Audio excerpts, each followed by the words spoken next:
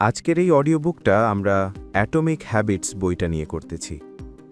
এই বইটা এমন একটা বই যেটা প্রথম দেখায় খুব সহজ মনে হয়, কিন্তু যত গভীরে যাবে তত বুঝবে এই বইটা আসলে মানুষের জীবন বদলানোর একটা সিস্টেম। এখানে কোনো জাদু নেই, কোনো শর্টকাট নেই, কোনো এক রাতের সাফল্যের গল্পও নেই, বরং আছে একটা শক্তিশালী সত্য: তুমি প্রতিদিন যা করো সেটাই ধীরে ধীরে তোমাকে গড়ে তোলে। আর এই কথাটা যদি তুমি সত্যি সত্যি বুঝে ফেলো, তাহলে তোমার কাজ করার ধরন, পড়ার ধরন, টাকা ব্যবহারের ধরন, কথা বলার ধরন, এমনকি নিজের প্রতি তোমার দৃষ্টিভঙ্গিও বদলে যেতে শুরু করবে। কারণ জীবন আসলে বড় বড় একদিনের সিদ্ধান্ত দিয়ে না, ছোট ছোট প্রতিদিনের অভ্যাস দিয়ে তৈরি হয়। শুরুতেই একটা সত্য: ধরো একটা ছেলেকে যদি জিজ্ঞেস করা হয়, তুমি কেন এখনো সফল হতে পারোনি, সে হয়তো বলবে, সময় পাই না, ভালো পরিবেশ পাই না, মোটিভেশন থাকে না, কপাল খারাপ, আমার হাতে তো বেশি কিছু নেই। কিন্তু সত্যিটা অনেক সময় অন্যরকম। অনেক সময় মানুষ এগোয় কারণ সে একবারে বড় কিছু করতে চায়, কিন্তু প্রতিদিনের ছোট কাজগুলো ঠিকভাবে করতে চায় না। ধরো একজন ছাত্র বলল, আমি পরীক্ষায় ভালো করতে চাই। ভালো কথা, কিন্তু সে কি প্রতিদিন পড়ছে? সে কি প্রতিদিন নোট বানাচ্ছে? সে কি প্রতিদিন পুরনো ভুলগুলো ঠিক করছে? ধরো একজন ব্যবসায়ী বলল, আমি আমার ব্যবসা বড় করতে চাই। ভালো কথা, কিন্তু সে কি প্রতিদিন কাস্টমারের সাথে কথা বলছে? সে কি হিসেব ঠিক রাখছে? সে কি প্রোডাক্ট উন্নত করছে? সে কি ফলো আপ করছে?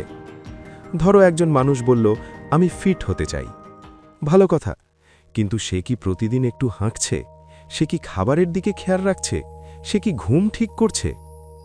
এই বইয়ের মূল শিক্ষা হল, বড় ফলের পিছনে দৌড়ানোর আগে ছোট অভ্যাসকে গুরুত্ব দাও। কারণ বড় ফল কখনো হঠাৎ আসে না, ওটা ছোট কাজের জমা। অভ্যাস কেন এত শক্তিশালী? অভ্যাস এমন একটা জিনিস যেটা বারবার করলে তুমি টেরও পাবে না, কিন্তু মাস যায়, বছর যায়, আর ধীরে ধীরে তুমি বুঝতে পারবে এটাই তোমার জীবন বানিয়েছে। একদিনের অভ্যাস তেমন কিছু না, দুদিনের অভ্যাসও না, কিন্তু যদি একটা কাজ প্রতিদিন একইভাবে করতে থাকো, তাহলে সেটা তোমার চরিত্র হয়ে যায়। ধরো একজন মানুষ প্রতিদিন ফোনে অযথা সময় কাটায়। প্রথমে মনে হবে, এই তো একটু স্ক্রল করছি, কিন্তু 3 মাস পরে গিয়ে দেখা যাবে তার সময় কমছে, ফোকাস কমছে, কাজ পিছাচ্ছে। অন্যদিকে আরেকজন প্রতিদিন একটু করে শিখছে। প্রথমে কিছু মনে হবে না, কিন্তু 6 মাস পরে তার জ্ঞান, আত্মবিশ্বাস, কাজের মান সব আলাদা হয়ে যাবে। এই যে পার্থক্য, এটা হঠাৎ তৈরি হয়নি, এটা অভ্যাসের ফল। মানুষের জীবনের অনেক বড় সমস্যা একদিনে তৈরি হয় না। একইভাবে ভালো জীবনও একদিনে তৈরি হয় না। তুমি যা করো, তুমি আসলে সেটাই হচ্ছ। এই জায়গায় বইটা খুব গুরুত্বপূর্ণ একটা কথা বলে: তোমার পরিচয়ই সবচেয়ে বড় বিষয়। মানে কি? মানে তুমি শুধু বলো না, আমি পড়ব। তুমি বলো, আমি একজন মানুষ যে শেখে। তুমি শুধু বলো না, আমি জিমে যাব। তুমি বলো, আমি একজন মানুষ যে নিজের শরীরের যত্ন নেয়। তুমি শুধু বলো না, আমি কমেন্টারদের মতো সময় নষ্ট করব না। তুমি বলো, আমি এমন মানুষ যে নিজের সময়কে মূল্য দেয়। কারণ একবার যখন তুমি নিজেকে কোনো পরিচয়ের সাথে জুড়ে ফেলো, তখন কাজগুলো আলাদা হয়ে যায়। একজন মানুষ যদি মনে করে আমি অলস, তাহলে সে অজুহাত খুঁজবে। কিন্তু যদি সে মনে করে আমি এমন মানুষ যে কাজ শেষ করে, তাহলে সে ছোট ছোট ধাক্কা খেয়েও আবার শুরু করবে। এটাই পরিচয়ের শক্তি।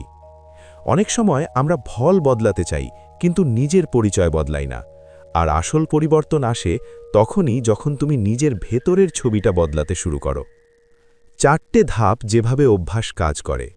অভ্যাস কিভাবে তৈরি হয় এটা বুঝলে জীবন অনেক সহজ হয়ে যায়। বইটা খুব সুন্দরভাবে বোঝায় যে অভ্যাস গড়ে ওঠে 4টে ধাপে। প্রথমে সংকেত আসে, তারপর ইচ্ছা জাগে, তারপর কাজ হয়, শেষে পুরস্কার পাওয়া যায়।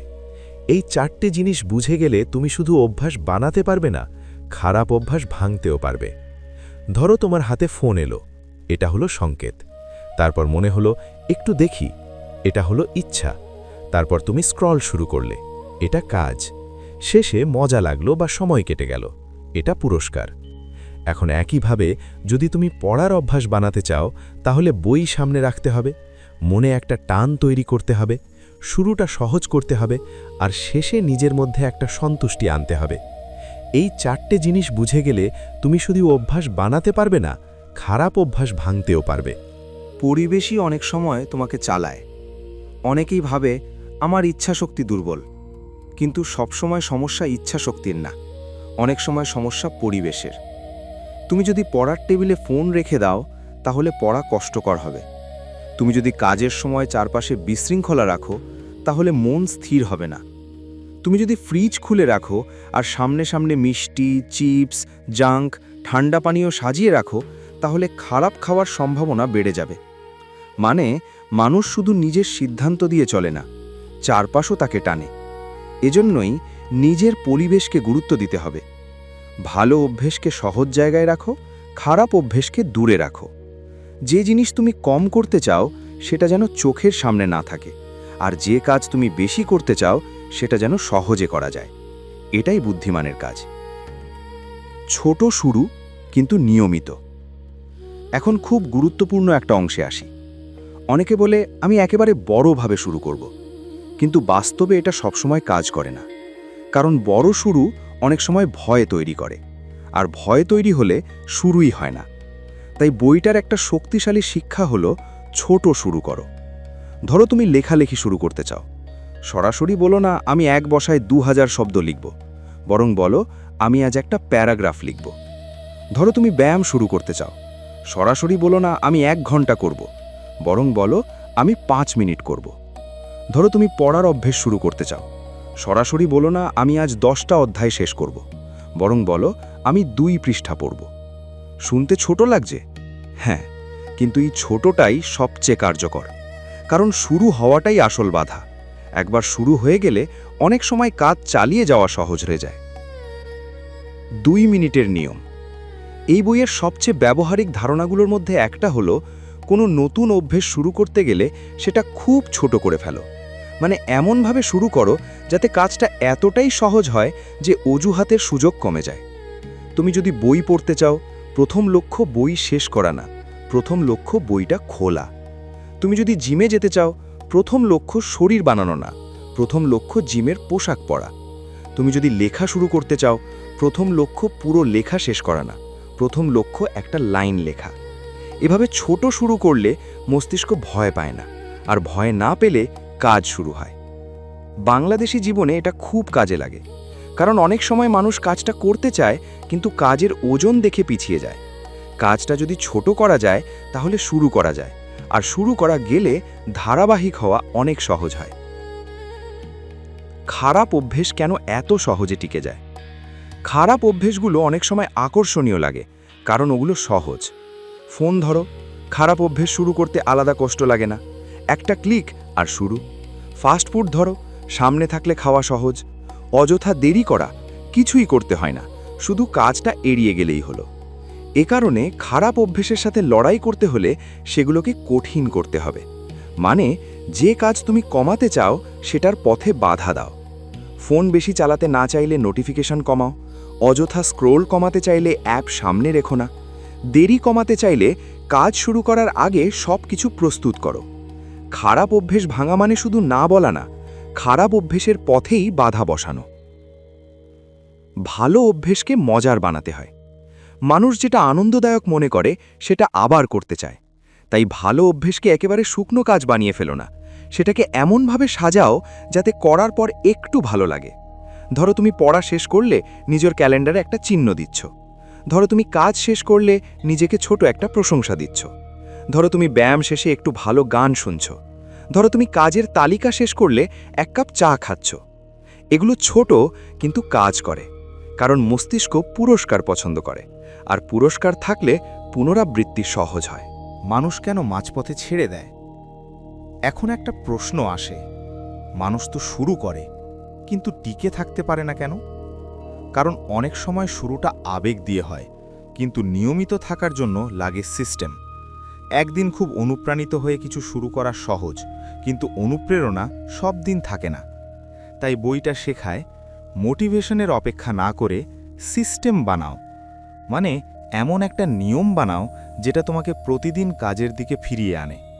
যেমন একই সময়ে ঘুম থেকে ওঠা, একই সময়ে পড়তে বসা, একই টেবিলে কাজ করা, একই ঘন্টায় হাঁটা, একই নোটবুকে লক্ষ্য লেখা। এই ছোট রুটিনগুলো মস্তিষ্ককে শিখিয়ে দেয় এটা এখন কাজের সময়। এভাবে কাজটা অভ্যাসে বদলে যায়। ট্র্যাকিং কেন দরকার? একটা জিনিস না দেখলে অনেক সময় মনে হয় না, তাই নিজের অগ্রগতি দেখা খুব জরুরি। যদি তুমি প্রতিদিন একটা করে কাজ করে যাও কিন্তু সেটা কোথাও চিহ্নিত না করো, তাহলে মাথায় মনে হবে আমি কিছুই করছি না। কিন্তু যদি তুমি ক্যালেন্ডারে টিক দাও, নোটে লিখে রাখো, অ্যাপে ট্র্যাক করো, তাহলে নিজের উন্নতি চোখে পড়ে। আর উন্নতি চোখে পড়লে মানুষ টিকে থাকতে চায়। এটা অনেক বড় মনস্তত্ত্ব, কারণ মানুষ ফল দেখে উৎসাহ পায়, আর ছোট ফলও যদি দেখা যায় তাহলে অভ্যাস ধরে রাখা সহজ হয়। তোমার আশপাশের মানুষও তোমাকে বদলায়। এই বইয়ের আরেকটা খুব গুরুত্বপূর্ণ অংশ হল তুমি কার সাথে থাকো সেটা তোমার আচরণকে অনেক প্রভাবিত করে। মানুষ একা গড়ে ওঠে না, তার আশপাশও তাকে গড়ে।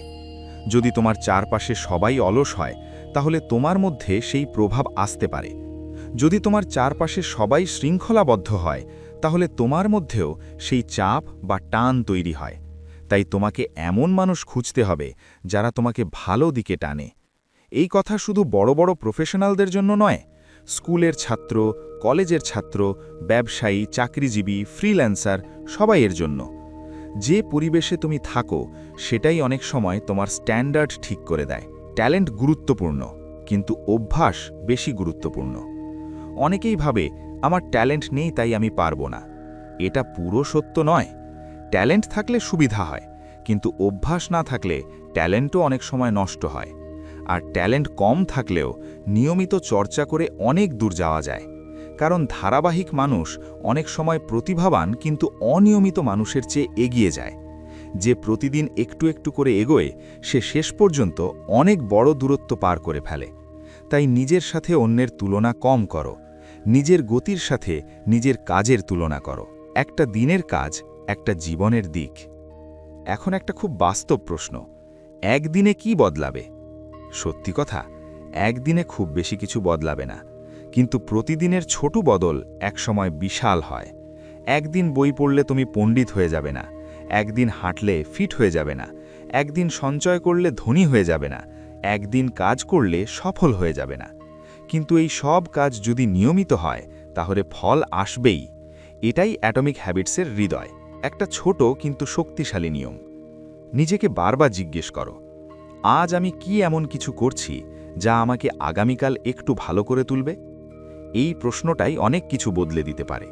কারণ তুমি যদি প্রতিদিন এমন কিছু করো যা তোমাকে এক ধাপ করে এগিয়ে নেয়, তাহলে বছরের শেষে তুমি আর আগের মানুষ থাকবে না। আরেকটা প্রশ্ন খুব দরকারি, আমি কি এমন কোনো অভ্যাস ধরে রেখেছি যা আমাকে ভেতরে ভেতরে নিচে নামাচ্ছে? যদি উত্তর হ্যাঁ হয় তাহলে সেটা চিহ্নিত করো। তারপর ধীরে ধীরে কমাও। হঠাৎ সব বাদ দিতে যেও না, কিন্তু সচেতনভাবে বদল আনো। শেষের শিক্ষা। এই পুরো বইটার শিক্ষা এক লাইনে বললে এমন দাঁড়ায়, তুমি প্রতিদিন যা করো সেটাই তোমাকে তৈরি করে। তাই বড় স্বপ্ন দেখো, কিন্তু শুধু স্বপ্ন দেখলেই হবে না। স্বপ্নকে ছোট দৈনন্দিন কাজের সাথে জুড়ে দাও।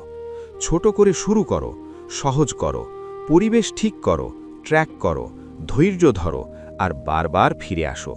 কারণ জীবন একবারে বদলায় না, জীবন বদলায় প্রতিদিনের ছোট, নীরব, নিয়মিত চেষ্টায়। আর এটাই আসল শক্তি।